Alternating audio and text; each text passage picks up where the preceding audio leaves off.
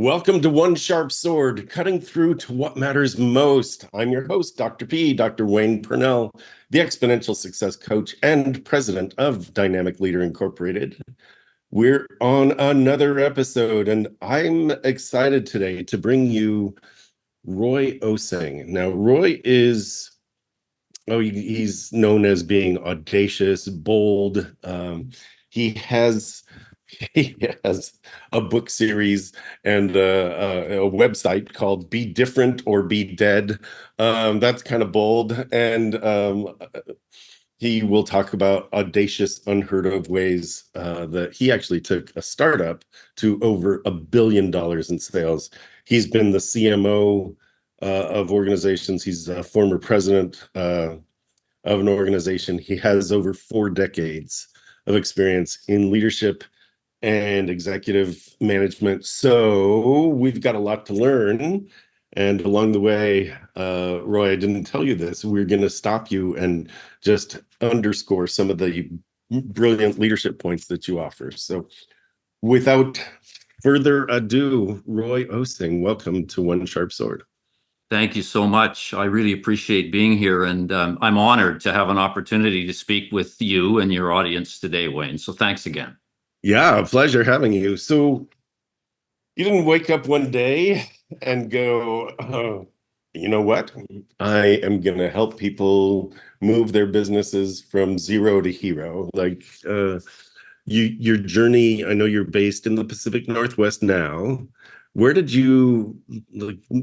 it all start to come together for you? Where did you grow up? How did the ideas that were given to you, how did they start to germinate, and where are you now? So I was born and raised in a little place in British Columbia, Canada, called Kimberley, the highest city in Canada. And in the day, it was the largest lead zinc mine in the world. And I grew up there, small town. My mother, I'm quite convinced, was a driving force behind my energy and my passion towards this whole thing that I didn't call it at the time, be different, but it grew into that as a mantra. She was a child, one of 12 in Eastern Canada when she grew up, so she really knew that it was necessary to be bold, be audacious, and literally do whatever you can with 11 siblings to basically win in the family, in that tribe. And it didn't occur to me that energy that she required was probably in running through my veins. That was my DNA, because my dad wasn't like that at all. So, I mean, I grew up basically looking for ways to do things differently than everybody else. And by that, I mean, not for the sake of being different, but doing different things to achieve good and really, rewarding results. And so I think what happened Can is I it pause was, you for? Can I pause you yeah, first? Because yeah. sometimes when there's a sense of I want to do things different, there's a rebel sense, but I don't get that from you. What I get is I just want to do things different. So that means that somewhere inside of you, you were taking account of kind of the status quo. This is the way everybody's doing it. So in order to do things different and to achieve the results I want, like that started a creative streak in you. How did you know to take account of what was going on? Well, I didn't. This is the way I was, and it was expressed. I concluded that actually being successful in whatever I was doing, whether it was in a baseball game, whether it was playing other sports, whether it was, relationships or whatever, and it gradually evolved into business, was all about figuring out how to achieve that which satisfied others in a way that was different than everybody else. And so being different for me is a way to be unique in a way that matters to other people. Okay. And this is the point I want to make to your audience. This is not about the color of your hair. This is not about the sexual preferences that you might have. This has got nothing to do with the color of your skin. Being different is all about being unique in a way that somebody else cares about. And I want to underscore that. That was drilled into me when I was young. It's not a matter of doing crazy things. It's a matter of figuring out how you're going to be different from everybody else and produce a result that absolutely startles other people, takes their breath away. And when I got older and got out of university, and so that just kind of like guided me my whole life. I got into business and I joined a telephone company back in the day, okay, of the monopoly. Well, we all know what happened to that business. It didn't stay to be a monopoly for all along. But I concluded that we were not ready, okay, to be in a competitive environment. And so this whole notion of being different was there. All right. It was there for me to continue to use. And so I disrupted monopoly thinking. I disrupted monopoly culture and had to build an organization, which eventually led, we were fortunate to go to $1 billion in annual sales. By the way, that business today is 18 billion a year. I mean, it's huge. So I like to think I had just a little piece That's part to nice. play in Yeah. that.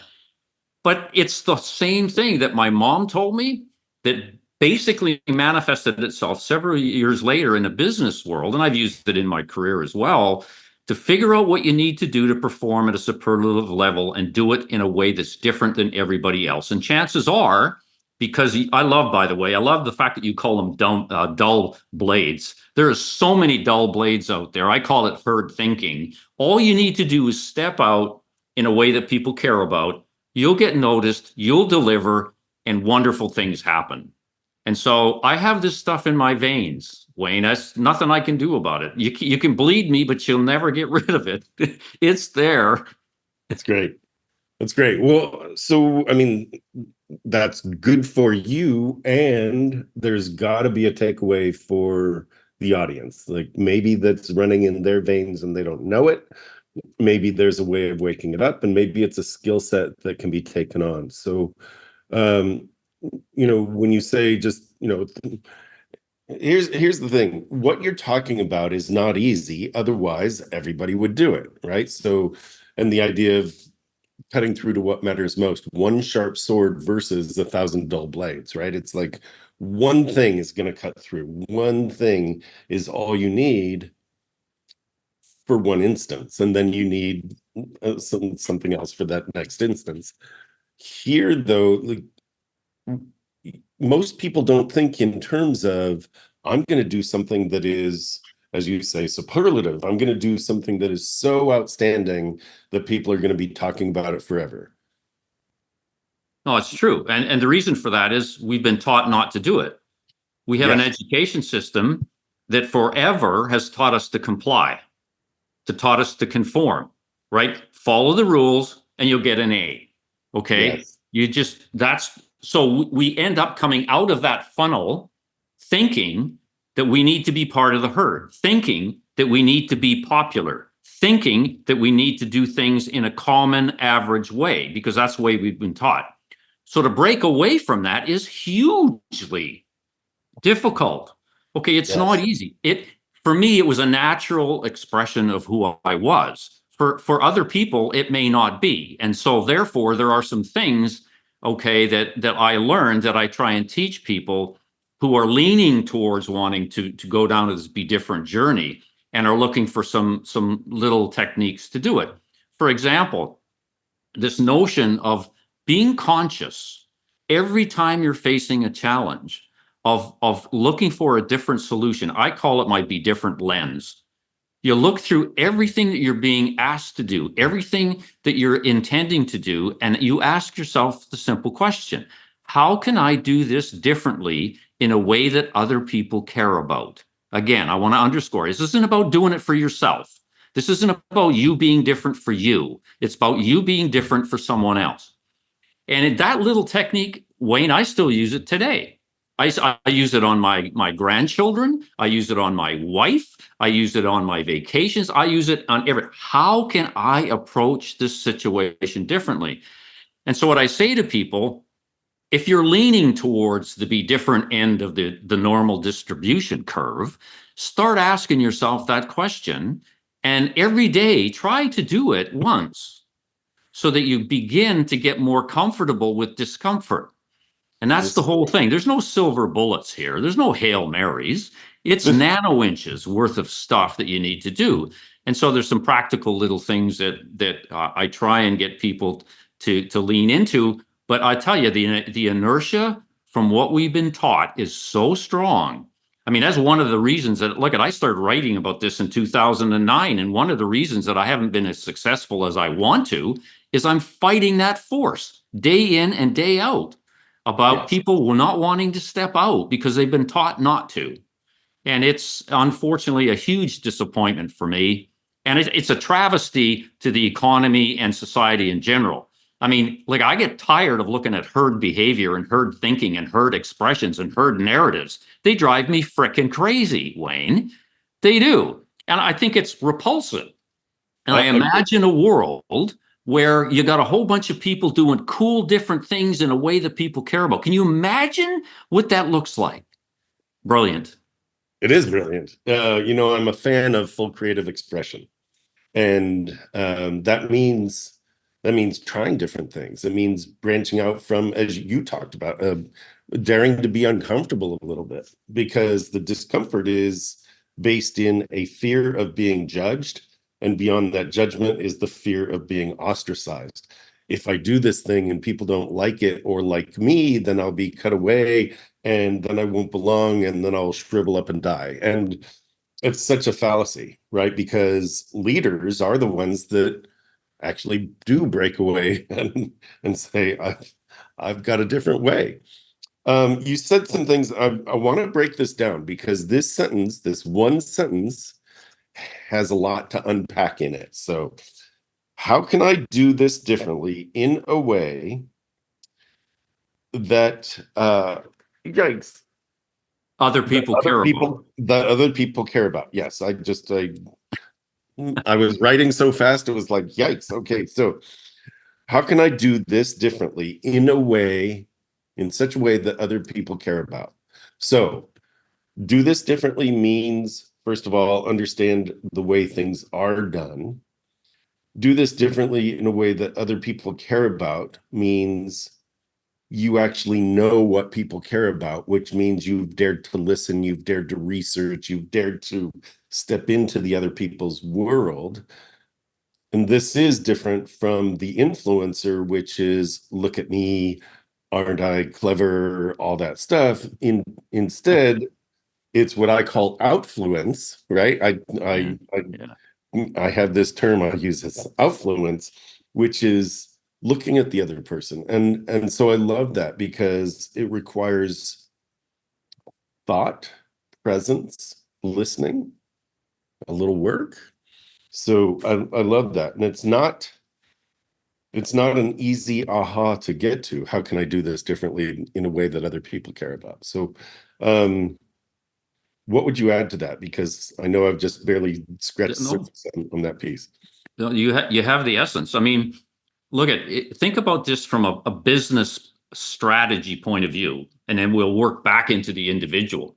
When you build a strategy, by the way, I have absolutely no time for traditional planning models. They don't work. They're too expensive. There's no such thing as a 5-year plan because the 4th year never shows up. I mean, they don't produce all that brilliant results, and I've had to create my own. But one of the key parts of the way I look at planning is what I call deciding on who you're going to serve. Who you're going to serve, basically, in a traditional language, is a target market, okay, that you're going to go after. I call it who you're going to serve, because my model, Wayne, is all about serving. It's more about serving than it is about expression, because you got to figure out how you're going to serve before you can express in a meaningful way. And that, in a way, describes the statement doing something different in a way people care about. Once you've decided who you're going to go after in a business sense, this example, the next thing you have to do in my world, my process, is to figure out what they crave, not what they need. Everybody's trying to satisfy needs. And typically businesses like that are commodities where price reigns supreme. And we all know what that does. In my world, I really don't want to know what Wayne needs.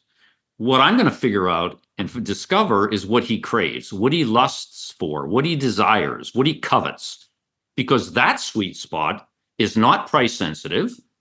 and it has relatively few competitors. So I can play really successfully in there. When I ask the question, how can I be different in a way people care about? What I'm really saying is, how can I be unique, right, in satisfying the cravings that the people I'm interested in are? I want to serve their cravings in a unique way. Okay, so that hits me and benefits me in two ways. First of all, I'm the only one playing in the craving space, most likely.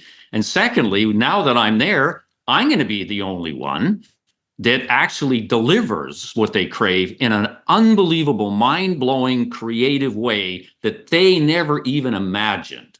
Now, that's one heck of a challenge, but we do that. We do that. I do that with clients through my process, but that's how you unpack it. Okay, so there's a methodology here that works really well, quite frankly, and it's so simple. I mean, this is not a complicated thing we're talking about here. It's like, understand who you want to talk to, figure out what they covet, and do it in a way that nobody else does. This is not rocket science. It's so great. It's so it is simple. May not be easy at first until you get used to thinking that way. The idea of service, who you're going to serve, is it's a slightly different mindset than who's my target market.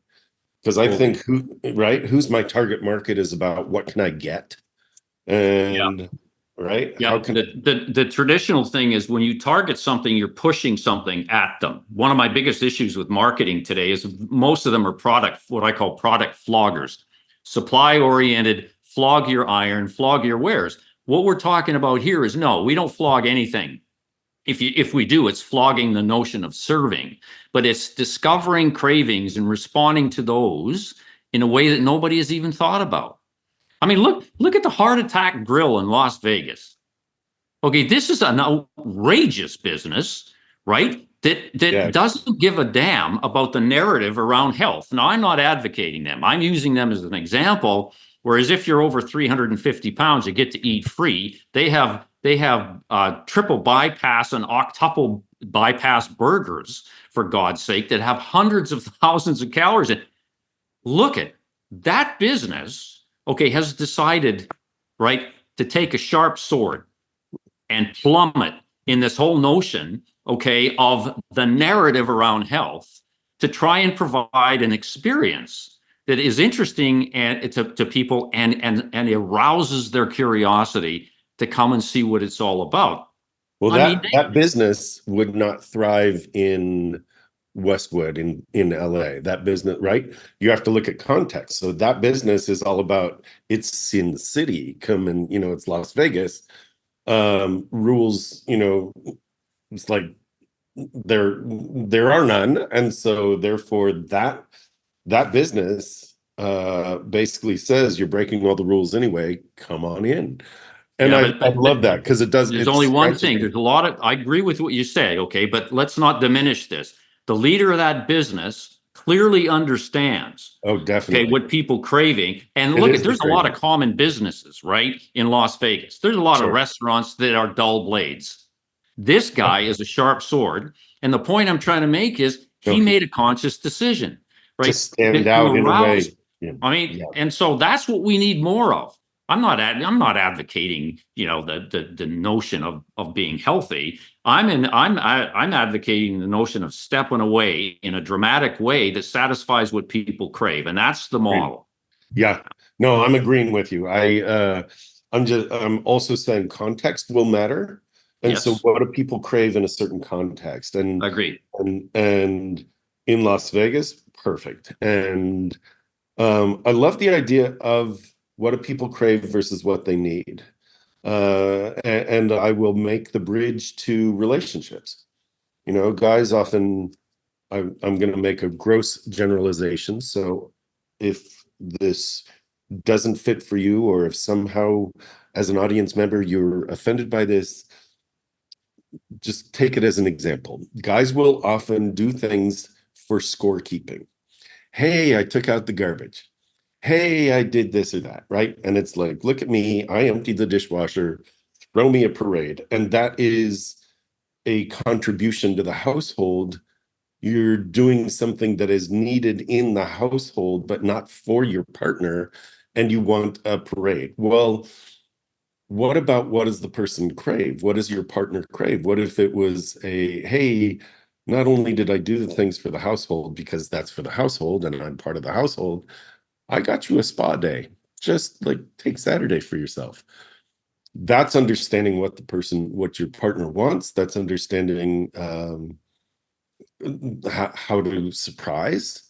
And I don't know if that's a decent example in terms of the way you think. I'm just saying there's a bridge here between what we do to stand out in business and what we do to stand out in our relationships to keep the relationships fresh and alive. There's totally a parallel. I mean, what you just described for me is a situation where this individual has figured out that in order to dazzle their partner in terms of satisfying what they crave, they better take care of the basic requirements first. You can't dazzle anybody if you're not satisfying their basic needs. So you got to get beyond that. So taking the garbage out and all that kind of stuff earns you the right to dazzle, earns you the right to get credit, okay, for satisfying the cravings. And so you better not do the spa day and have her or him say to you, yeah, but wait a minute, you didn't take the garbage out. Okay, so you better take care of that first. You're not buying it. You're not buying your way out of No. basics, right? In a customer service world, this is kind of like part of a strategy model that I created, which said if you want to provide delightful customer experiences, which most organizations are trying to promulgate these days, you better be able to take care of their core service requirements first. You better be able to develop or deliver your products and services 24/7 by 365 consistently and flawlessly. Once you've done that, you've earned the right to create and get credit for a dazzling customer experience. But without which, that baseline, okay, you're never going to do it, right? If you do not deliver my internet service on time, you have zero chance to dazzle me and take care of what I crave. So you better take care of business first. And so it applies equally as well in a personal relationship point of view. It applies in a career perspective. It is multi-usable, this whole notion. And it, for me, it's pretty simple. Well, when I'm talking to a person, right? I mean, right in the back of my head is, okay, I'm going to figure this person out. And what I mean by that is I don't care about their political ideologies. I want to know what they crave as a human being. That's what I'm motivated for. And you don't come out and say, hey, Wayne, what do you crave? But there are ways of discovering what turns people on, right? There's a huge business metaphor there that's missing, and I'm trying to fill it.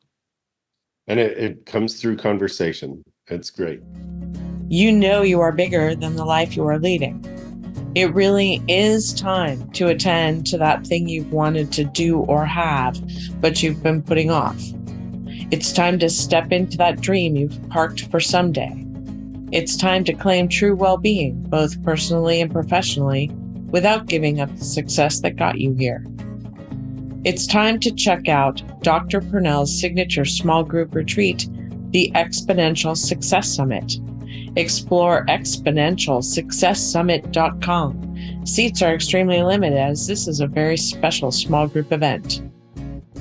www.exponentialsuccesssummit.com. In your podcast, your book series, etc., talk a little bit about some of the steps that you walk people through. What do you invite people to be thinking about? I just in this piece, I would love to give a preview, as it were, to what is it? What's the magic formula, if there is one? Yeah. Yeah. First of all, there's no magic anything, to be honest. I mean, this world of performing at a superlative level by being different is hard work, and it's in the trench work. It's messy work, and it's not driven by a formula. Is the point I want to make? Okay, it's driven by simplicity, leadership by serving around, gasp-worthy moments, hiring for goosebumps, cutting the crap, killing dumb rules, all of that stuff. okay, which in my world is strategic, in most other pundits' world is unheard of because they've never heard of it. But the basic thing I will say to you is that the theme of Be Different or Be Dead is differentiation. Okay, if you're not different, you're dead or soon will be. The world right now, Wayne, to be perfectly honest with you, is absolutely falling short of being able to differentiate itself. And let me give you just a little bit on that. Like, if you look at organizations generally and try and figure out why you should buy from them, it's really difficult, because what you're confronted head on with are statements like, well, we're better, well, we're best, we're number one, we're the market leader. Now, I've tagged those claptrap. Okay, so I say claptrap isn't a meaningful way to try and describe to somebody why they should buy from you. Not only that, it's extremely narcissist. I mean, it's narcissistic. It's your view of you, right? Back in during the time when we had phone books, I would and I was doing consulting for businesses, and they'd come up with their grand slogans, and I would pass out yellow pages, and I'd say, go to look up plumbers, and I want you to find anywhere that they advertise dishonest plumber, because honest plumber was sort of like, that was it. Honest plumber. It's like, no, right? So the whole idea, I want to underscore what you said, Be Different or Be Dead is about differentiation. That word, right? It's about differentiation. It's powerful if you take it in and go, okay, so what does differentiate me? Why me? Why my business? And that's why me as an individual, why me as a business person, why me as a player or a leader in this organization. Like, that's a big deal, because it forces people to think. It's a huge deal, because nobody's thinking about it that way, quite frankly. And so, like, I can offer up the problem and say, first of all, we have too much gargling Google going on. That leads to the copycat syndrome. And we got too much aspirational thinking and claptrap. So, okay, Roy, if that's the problem in differentiation, what's the solution? So I've created one. It's called the only statement. Okay, the only statement is really, really simple. It says, we are the only ones who. It's not better, best, it's only. It's binary. It can be observed. It can be measured. We are the only ones who. I've had amazing success with this. I mean, because first of all, I am the only one that offers the only statement as a solution to differentiation and the claptrap and the narcissism that's going out there in business. I'm the only one talking this way. And I've created a process to do it. And you look at, you can apply this to people. Here's Roy's only statement.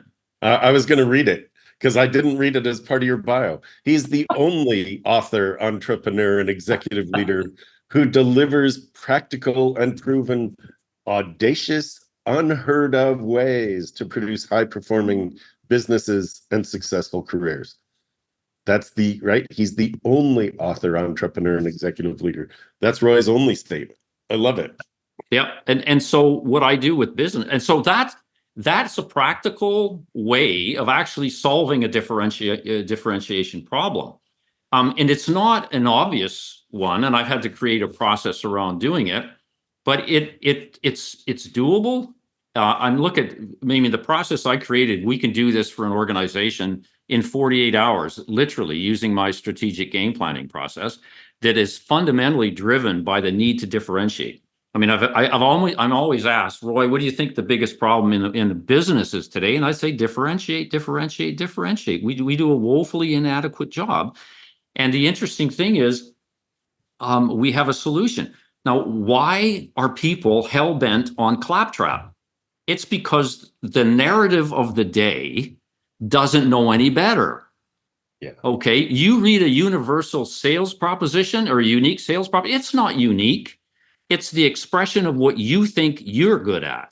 It's not an expression of how unique you are, i.e. you're the only ones that do what you do, in a way that your target market or who you want to serve covets, or lusts for. And so it's a complete shift, Wayne, in terms of thinking about how you're going to build future direction, how you're going to, describe your journey, and how are you going to make it easy for people to buy from you when in fact there's 100 other options out there.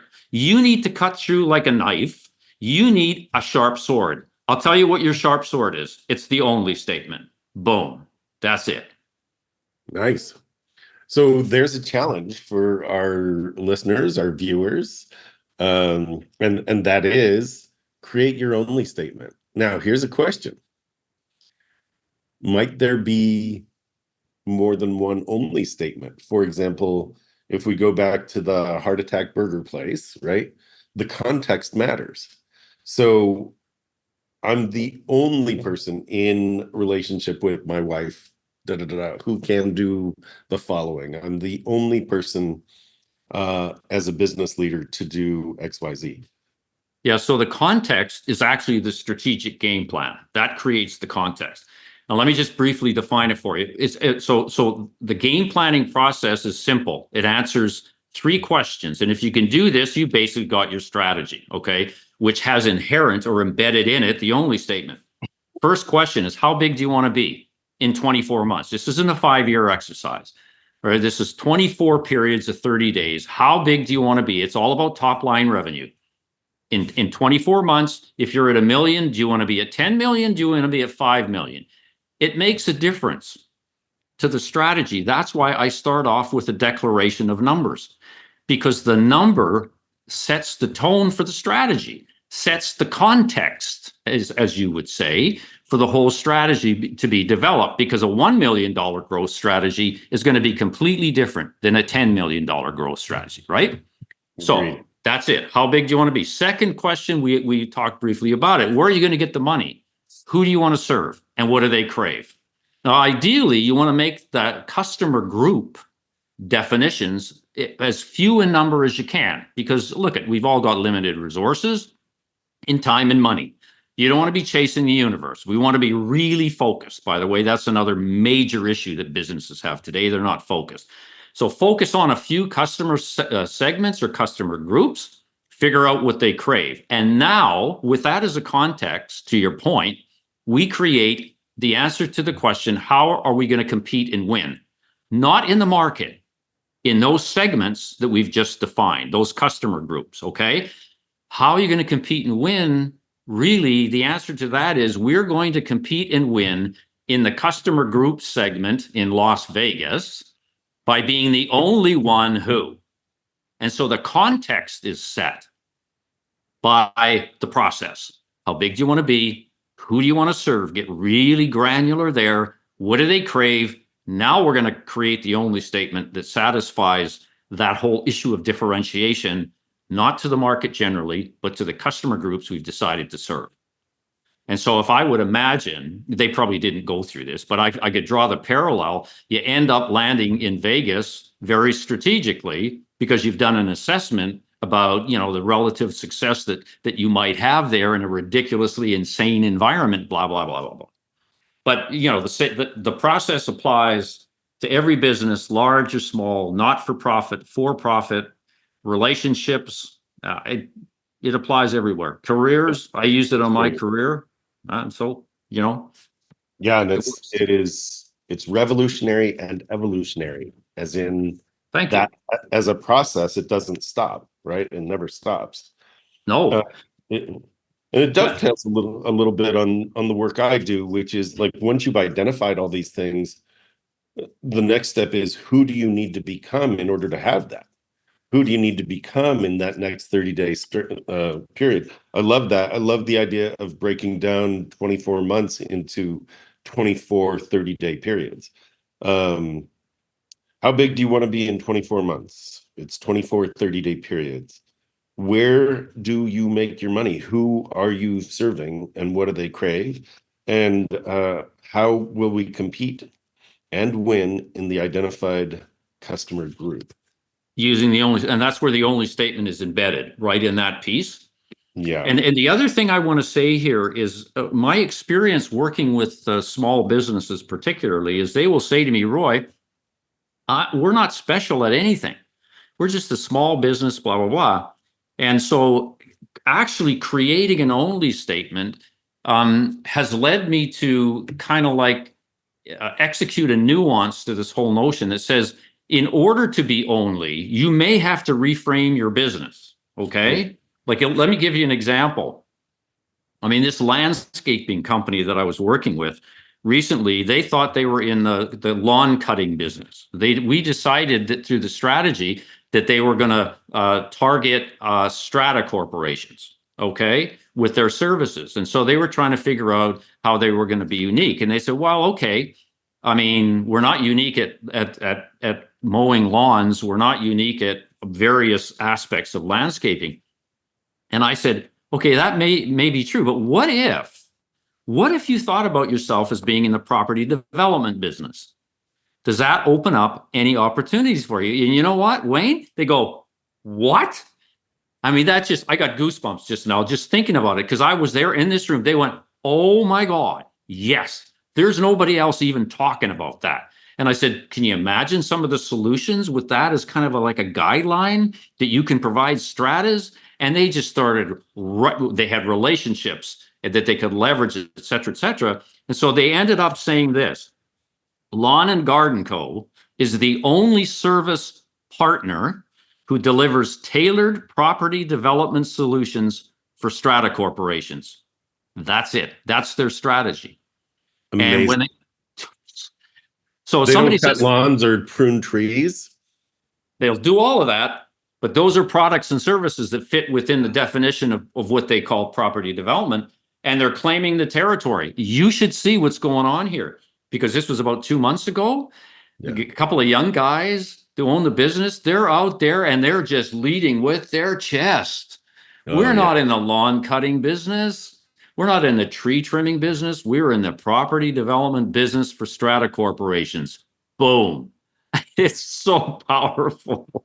It's a great example. I got a couple of other examples, but please, yeah, no, share them, please. That's great. So there's this other one that this was a company from Eastern Canada who thought they were in the boat selling business to dealers. Okay, so they would import boats and then they would sell them to dealers who would then sell them to end users. And we got to the same place in the process. How are you going to compete and win, right? With your only statement. Again, a lot of difficulty. Well, we sell boats. I mean, what's unique about a boat? And so they're still thinking about the product and service, right? So I said, yeah, okay, let's take a deep dive in terms of what the boat dealers really desire. So we had a huge conversation about cravings.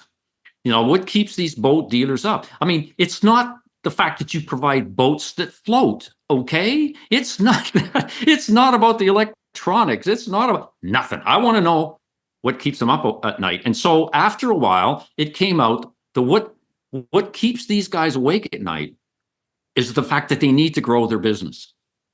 Okay, so it was a higher order concern that they crave. They crave solutions to growing their business. And I said, okay, what if we thought we were in that business and not the boat business? Would that work? And so the same reaction. I go, what? What does that mean?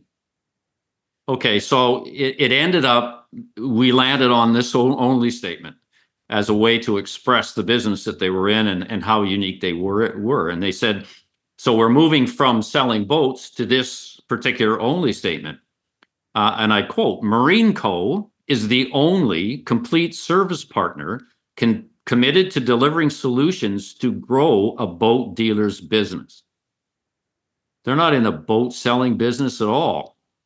I mean, sure, the solutions will have an anchor, so to speak, around a boat, okay? Nice. But it's going to contain all these other dimensions, okay, of business development, inventory management, all this other stuff that no other boat dealer does because they've never even thought about it. And it's the same situation. They're out there with their chests strutting, as if you want somebody that flogs boats, go there. If you want somebody that can help you grow your business, talk to me. I mean, it was amazing. I got to tell you, amazing. Yeah, it is amazing. And it's a full reposition. And I love that. I love that. So for anyone that's leading a business or entrepreneur who's in a business trying to be noticed, get noticed with your only statement. Who are you serving, and what do they crave? And it goes back to that, which I love, Roy. It's Yeah. if we all lived that way, it would be an amazingly different world, wouldn't it? Like who Well, can I serve? And it would. It would. Like I keep thinking about this, like the binomial distribution curve, the normal curve.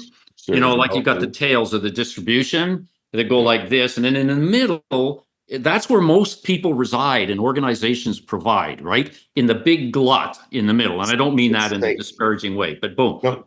Then you got the tail on the right are kind of like the superstars. They're the different, they're unique, they're disruptors, successful. Then on the other are people trying to do that too, but they haven't figured it out and they're not successful. But for most of us, we're in the middle. I keep thinking about what it would look like, Wayne, if we took that middle and shifted it just 1 point to the right. Can you imagine the power and the success and the happiness and the rewards that would be created by that movement? Yes. I keep hoping that before I die, I get to see a little bit of a glimpse that's starting to happen. I got goosebumps again. That's starting to happen, right? Wouldn't it be great? Well, you're making your difference now. Wow. You're doing what you can to push that curve. It's all we can do, right? Exactly. So what didn't I ask, and or how do people find out more? Well, I don't think there's much more. Well, we could probably make a 3-hour show of this, and maybe I know it's fun. Maybe we'll come back and do it again. But you can get a hold of me. I've got a website at bedifferentorbedead.com. And I welcome visitors. I've been blogging about this stuff since 2009. And so for people who want more information about what Be Different or Be Dead is all about, what cravings are all about, what hiring for Goosebumps is all about, what leadership by service, come and visit me, and because there's blog articles there. And I try and blog every week, because as we have conversations like this, I'm learning more about my own stuff. And it's remarkably deep. I'm prolific. I got a mobile device, and the only reason I use the computer is to do Zooms, quite frankly, or Riverside, whatever. But I'm always on the run, on the go on that. So you can check it out. My books are there if you want. I've written 7 of them around this whole concept, if you want to learn more. And I have an email. My email is roy.osing@gmail.com. Wayne, and I'm really happy to have a conversation with any individual who wants to explore this. I mean, I think I'm honored if somebody sends me an email, and I get them these days, by the way. Somebody say, Roy, I heard you on blah, blah, blah, and I've created my only statement. What do you think? And nice. I go, wow, what a great day this is to actually have somebody pick it up. Probably their pupils are dilating because they're interested in it, and they're reaching out. And I'm happy to do that with anybody. I really am. That is how you move the bell curve, right? At the center of the bell. Thank you. You're right. So bedifferentorbedead.com. That's an easy one to remember. It's long to type, but it's an easy one to remember. bedifferentorbedead.com. And then Roy, ROY dot OSING. It is as it sounds, Roy Osing @gmail.com. That's right. That's great. Well, I do appreciate having you on. It's inspiring, it's fun, and I love, when I can learn a little bit and share a little bit, and hopefully as our listeners and or viewers are going through this, that you have learned something as well. So absolutely. Great. Good. Roy, thanks for being here. Thank you so much for having me. I've really enjoyed it. You did a great job. So thank you. Thank you. All righty. This is One Sharp Sword, cutting through to what matters most. My guest today, Roy Osing, and I am Dr. P, Dr. Wayne Pernell, the Exponential Success Coach and the president of Dynamic Leader, Inc. We do this every week. This is One Sharp Sword. We'll see you here next time. Please like and share this episode. Thanks so much.